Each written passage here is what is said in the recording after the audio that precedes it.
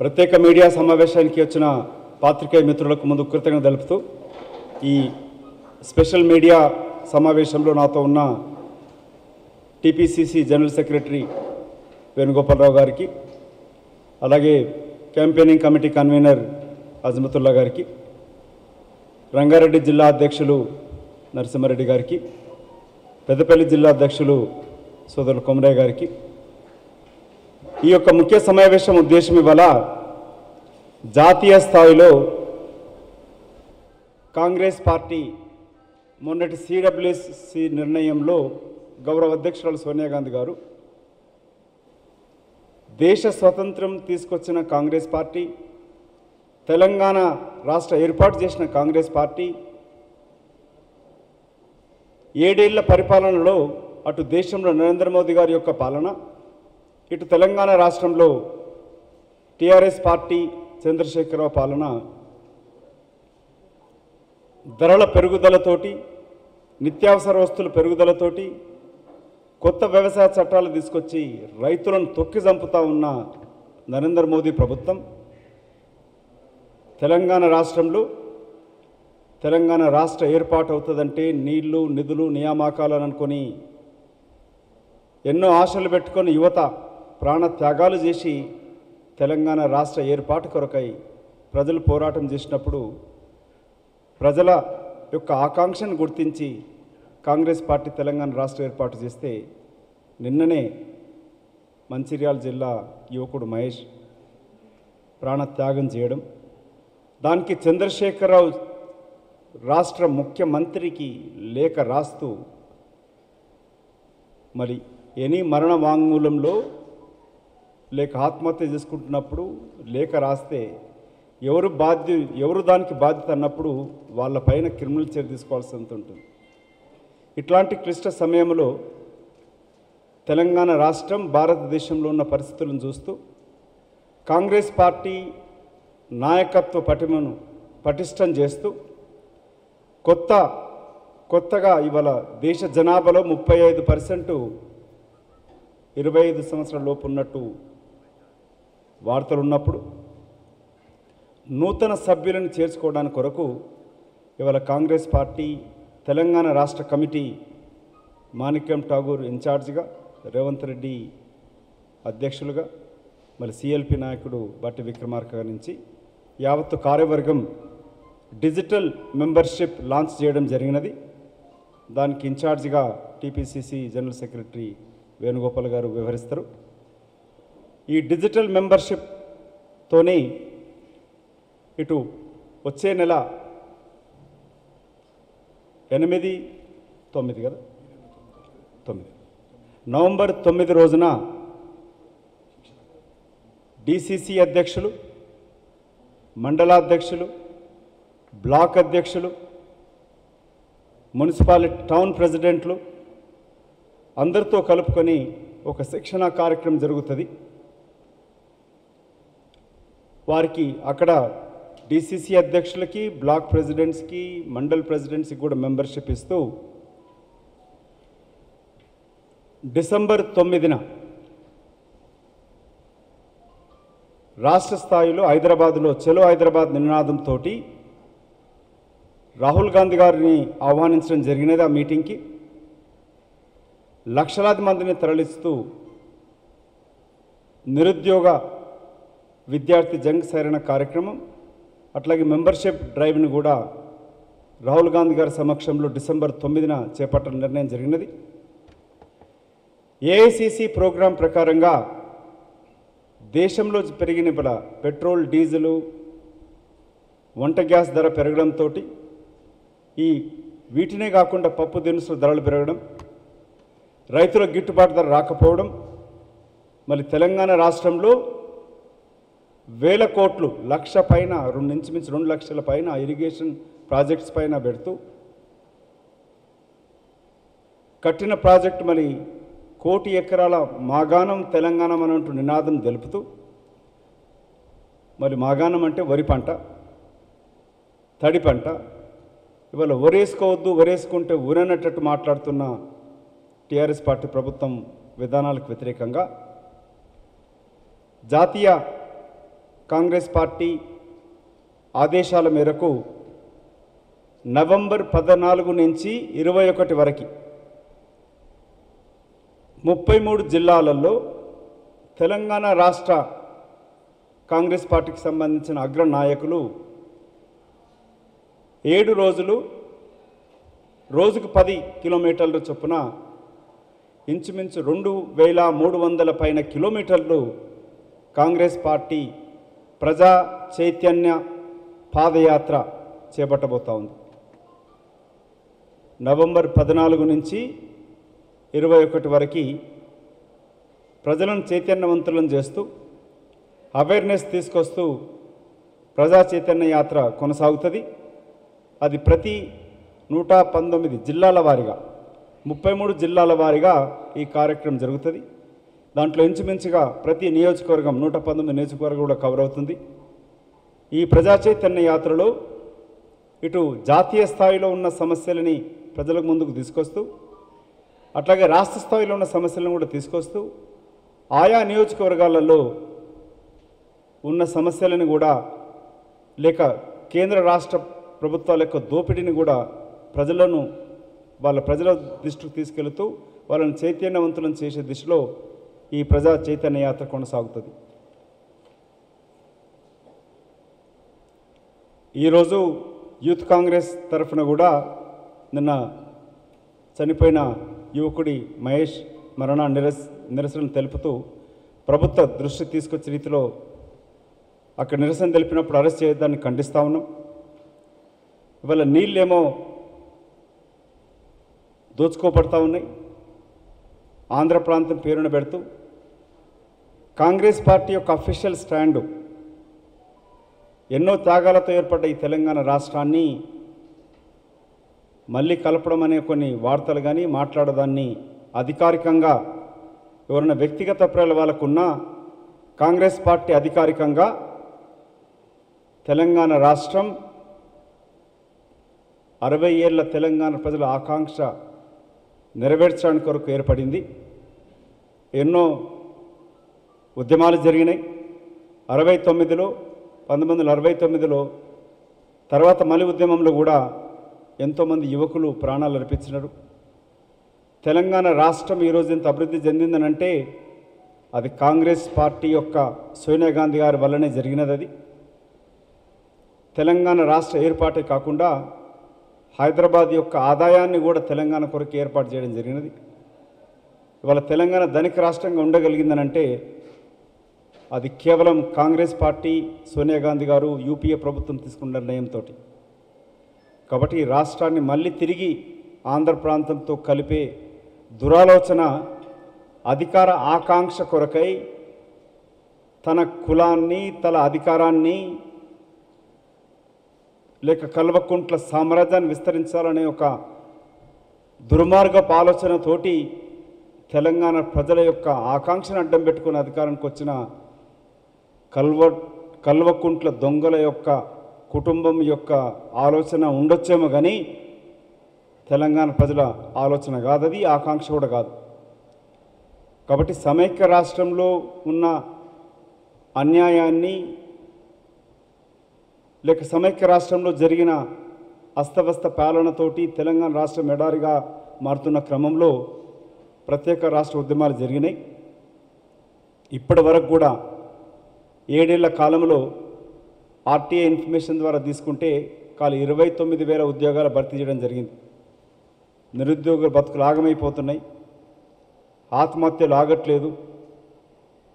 కానీ తెలంగాణ రాష్ట్ర ప్రభుత్వం చంద్రశేఖరరావు మాత్రం డిఎస్సీలు లేవు, గ్రూప్ 1, 2, 3 ఉద్యోగాల కల్పనలు ఇప్పటిదాకా లేవు. అనౌన్స్మెంట్లేమో ఫుల్లు, నియామకాలు నిల్లు. ఇది చంద్రశేఖర్ యొక్క పరిపాలన. అందుకే వీటన్నిటికీ వ్యతిరేకంగా ఇవాళ సోనియా గాంధీ గారి ఆదేశానుగుణంగా ఈ ప్రజా చైతన్య యాత్ర కొనసాగుతుంది. దీనిట్లో ముఖ్యంగా కాంగ్రెస్ పార్టీ దేశ స్వతంత్రంలో ఉన్న భాగస్వామ్యాన్ని కూడా ప్రజలు గుర్తించాలని కోరుతూ, అన్నిటికన్నా ముఖ్యంగా యువకులు ఇవాళ మతం పేరుతోటి సమాజాన్ని విడదీస్తూ పరిపాలిస్తున్న మోదీ ప్రభుత్వం దానికి అడుగులకు మడుగులొద్దుతూ గులామీగా మారిపోయిన గులాబీ పార్టీ నాయకుడు అటు టీఆర్ఎస్ పార్టీకి మద్దతు తెలుపుతూ బీజేపీకి మద్దతు తెలుపుతున్న ఈ రెండు పార్టీలు ఇటు తెలంగాణ రాష్ట్రాన్ని దేశాన్ని దోచుకుంటున్న క్రమంలో కానీ ఈ ట్యాక్స్లే అంటే వాళ్ళ బీజేపీ పార్టీ నాయకుడు యశ్వంత్ సిన్హా అని చెప్పినాడు 2014లో ఖాళీ 75,000 కోట్ల రూపాయలు ప్రభుత్వం ట్యాక్స్గా తీసుకుంటుండే పెట్రోల్ డీజిల్ పైన వంట గ్యాస్ పైన ఇవాళ 3,50,000 కోట్ల పైన పెట్రోల్ డీజిల్ వంట గ్యాస్ పైన కేంద్ర ప్రభుత్వం రాష్ట్ర ప్రభుత్వాలు కలిసి దోచుకుంటూ ఉన్నాయి ప్రతి సంవత్సరం. ఇప్పటివరకు 7 ఏళ్ల కాలంలో 36 లక్షల కోట్ల పైన కేంద్ర రాష్ట్ర ప్రభుత్వాలు ప్రజల జేబులు కొల్లగొట్టినాయి. అందుకే మీ ద్వారా మీడియా మిత్రుల ద్వారా మేము కోరేది ఏంటంటే, ఒకటి, కొత్తగా ఎన్రోల్ అవుతున్న యువకులు ఇవాళ ఉద్యోగాలు లేక ఖాళీ టీచర్, ఇవాళ ఒక న్యూస్ పేపర్ చూస్తే మీకు తెలుస్తుంటుంది, టీచర్ ఉద్యోగాల కొరకి 24,000 పైన ఉద్యోగాలు ఖాళీ ఉన్నాయి అనేది ప్రభుత్వ లెక్కలు చెప్తా ఉన్నాయి. దాని కొరకు 5 లక్షల పైన విద్యా అర్హతలు ఉన్న వాళ్ళు టీచర్ ఉద్యోగాల కొరకు యువతులు అప్లై చేయడం జరిగింది. మొన్న జరిగిన ఒక నిమ్స్ ఆసుపత్రి క్రమంలో ప్రైవేట్ ఉద్యోగాల కొరకు అనౌన్స్మెంట్ చేస్తే కొన్ని లక్షల మంది విద్యార్థులు అప్లై చేసుకోవడం జరిగినది. సో ఇట్లాంటి క్రమంలో యువతని మేము ఆహ్వానిస్తూ ఉన్నాం.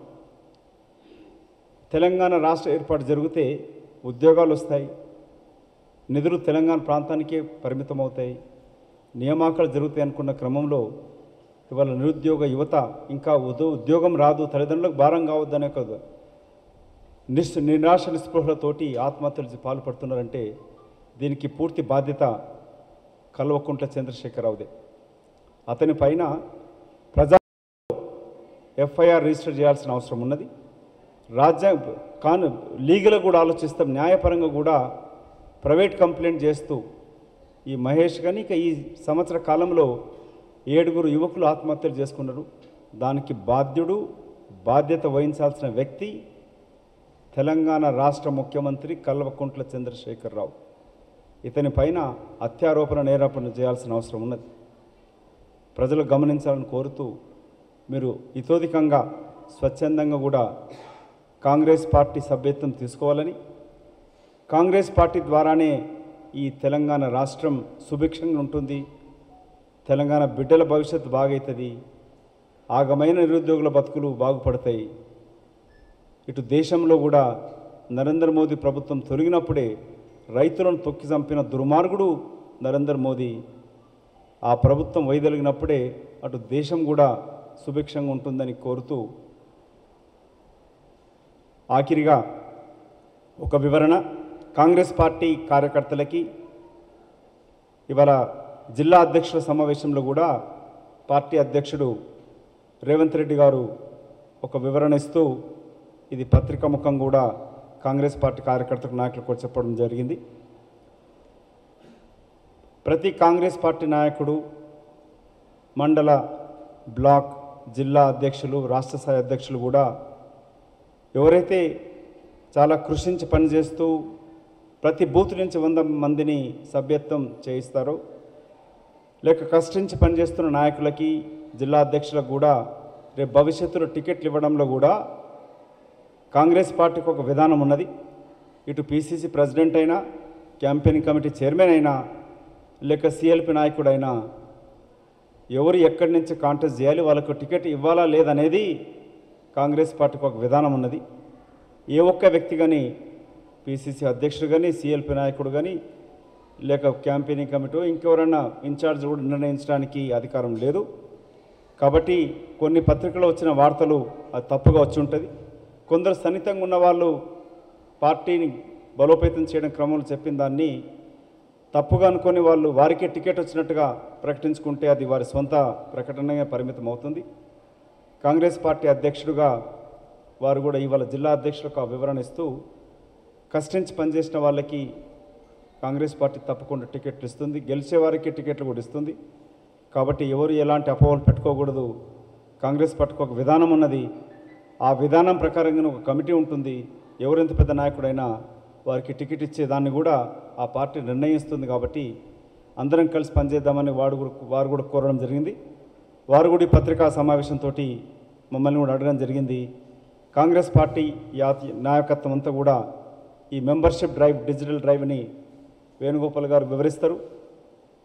యావత్తు రాష్ట్ర నాయకత్వాన్ని ఏకం చేస్తూ మినిమంగా 30 లక్షల మందిని సభ్యత్వం చేర్చుకోవడంలో కృషి చేయాలని కోరుతూ, కష్టించి పనిచేస్తున్న ప్రతి ఒక్కరికి కూడా గుర్తింపు ఉంటుంది. భవిష్యత్తులో రేపు కాంగ్రెస్ పార్టీ సోనియా గాంధీ గారి నాయకత్వాన్ని, రాహుల్ గాంధీ గారి నాయకత్వాన ప్రభుత్వం ఏర్పడినప్పుడు కష్టించి పనిచేస్తున్న ప్రతి కాంగ్రెస్ కార్యకర్తలకి, ఇటు టీఆర్ఎస్ పార్టీలాగా కాకుండా, టీఆర్ఎస్ పార్టీ 7 సంవత్సరాలైనా ఇంకా ఎన్నో నామినేటెడ్ పోస్ట్ కూడా ఇంకా ఇవ్వట్లేదు. అటు కాకుండా కాంగ్రెస్ పార్టీ కార్యకర్తలకు కూడా సంక్షేమ పథకాలలో పార్టీ పోస్టులే కాకుండా ప్రభుత్వ పోస్టులు కూడా వారి గుర్తింపు ఉంటుందని కూడా వివరించడం జరిగింది. ఏమైనా క్వశ్చన్స్ ఉంటే అడగచ్చు.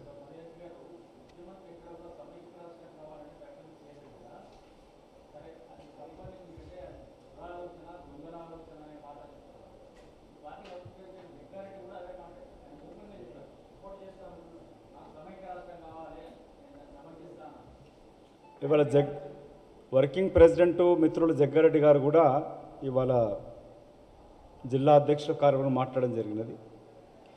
వారు చెప్పింది ఏంటంటే, గతంలో కూడా మేము కాంగ్రెస్ పార్టీలో భిన్నాభిప్రాయాలు ఉండేటివి. కాంగ్రెస్ పార్టీలో ఉన్న తెలంగాణ ప్రాంత నాయకులు కూడా కొందరు సమైక్యం కోరుకున్న వాళ్ళు కూడా ఉన్నారు. ఆంధ్రలో ఉండే నాయకులు కూడా కొందరు విడిపోవాలని కోరుకున్న వాళ్ళు ఉన్నారు, సమైక్యం ఉండాలని కోరుకున్న వాళ్ళు కూడా ఉన్నారు. కాంగ్రెస్ పట్ల స్వేచ్ఛ ఉంటుంది, వాళ్ళ వ్యక్తిగత అభిప్రాయం చెప్పడానికి అవకాశం ఉంటుంది. జగ్గారెడ్డి గారు చెప్పింది ఏంటంటే, ఏ ఆశయాల కొరకైతే రాష్ట్రం ఏర్పాటు జరిగినదో, ప్రత్యేక రాష్ట్రం కోరుకున్న యువకుల యొక్క ఆశలు నెరవేరట్లేదు. తెలంగాణ రాష్ట్రం ఏర్పాటు అవుతే తెలంగాణ ప్రజల చేతుల్లో అధికారం ఉంటుంది, బిడ్డలకు ఉద్యోగాలు వస్తాయి, రైతులు పంటలు పండించుకొని గిట్టుబాటు ధర వస్తుంది, అవినీతి లేనకుండా ఉంటుంది, ఎన్కౌంటర్లు జరగవు అని భావించినారు. అది నెరవేరట్లేదు. కల్వకుంట్ల కుటుంబం దోపిడీ విచ్చలవిడికి పెరిగిపోయింది. మళ్ళీ అదే ఉమ్మడి మెదక్ జిల్లా నుంచి వచ్చిన జగ్గారెడ్డి గారికి తెలంగాణ రాష్ట్రం ఏర్పడకముందు కల్వకుంట్ల కుటుంబ సభ్యుల ఒక ఆస్తి ఎంత, చంద్రశేఖరరావు కానీ, కవిత కానీ, హరీష్ రావు కానీ, తారక రామారావు కానీ, ఇవాళ తెలంగాణ రాష్ట్రం ఏర్పడ్డ 7 ఏళ్ల కాలంలో ఎన్ని వేల కోట్లకు వాళ్ళు ఎదిగినారు. రాష్ట్ర సంపదని కల్వకుంట్ల కుటుంబం దోచుకుంటుంది. తెలంగాణ రాష్ట్ర ఏర్పాటు కలలుగన్న కళ నెరవేరట్లేదు. కాబట్టి సమైక్య రాష్ట్రం అంటూ మళ్ళీ నినాదం వస్తేనే వారి వ్యక్తిగత అభిప్రాయం చెప్పి తప్పితే అది కాంగ్రెస్ పార్టీ అభిప్రాయం కాదు. అది వాళ్ళ పార్టీకి వివరణ ఇస్తూ తన వ్యక్తిగత అభిప్రాయం చెప్తూ వాళ్ళ మాట ఇచ్చడం జరిగింది. కాంగ్రెస్ పార్టీ అధ్యక్షుడు ఇన్ఛార్జ్ మాణిక్యం ఠాగూర్ కూడా చెప్తూ, నేను పార్టీ విధానాలకి పనిచేస్తాను, పార్టీకి బలోపేతానికి పనిచేస్తాను, అందరితో కలిసి పనిచేసినప్పుడు రేపు కాంగ్రెస్ పార్టీ అధికారానికి వస్తానని చెప్పి కూడా వారు మాట్లాడి వెళ్ళడం జరిగింది.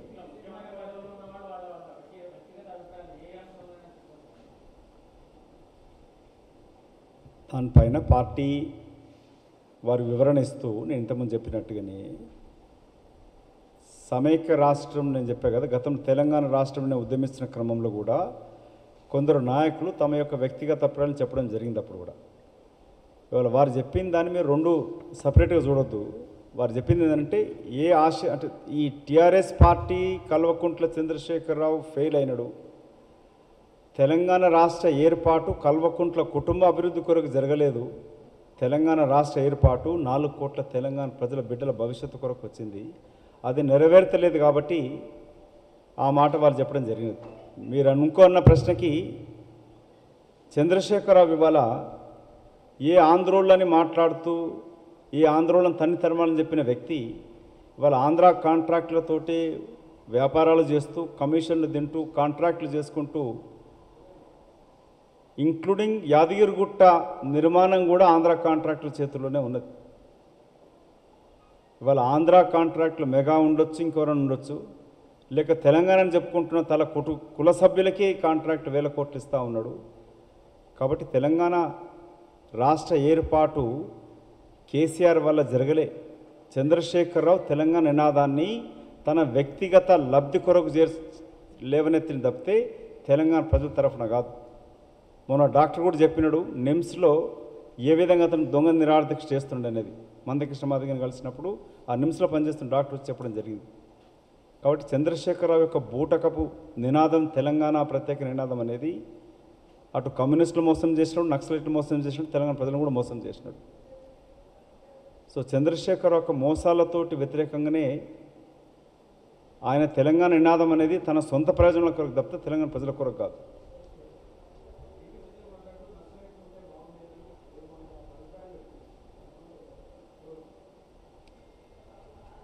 ఇవాళ మొన్న ఆర్కే గారి మరణం కూడా అంటే ప్రజా జీవితం, ప్రజలలో చైతన్యం, సమసమాజ స్థాపన కొరకు తెలంగాణ ప్రాంతంలో ఉన్న 1969లో ఎంతోమంది యువకులు 369 మంది ప్రాణ త్యాగాలు చేసినారు. మొదటి పోలీస్ కాల్పులు కూడా షాద్నగర్లో జరగడం జరిగినది జనవరి 1969లో.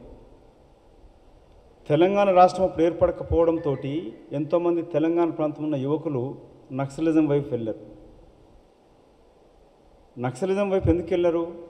గతంలో ఈ దొరపాలన అంటే ఎట్లుంటుంది? ప్రజాస్వామ్యం ఉండదు, రాజ్యాంగానికి విలువలు ఉండవు, పౌర హక్కులు ఉండవు, దోపిడీ దాచుకోవడంతోనే ఉంటుంది, ప్రశ్నించే వాళ్ళని తన్నడం, జైల్లో పెట్టించడం, ఇది దొరల పరిపాలన. అలాంటి దొరల పరిపాలనకు వ్యతిరేకంగానే తెలంగాణ ప్రాంతంలో నక్సలిజం వచ్చింది.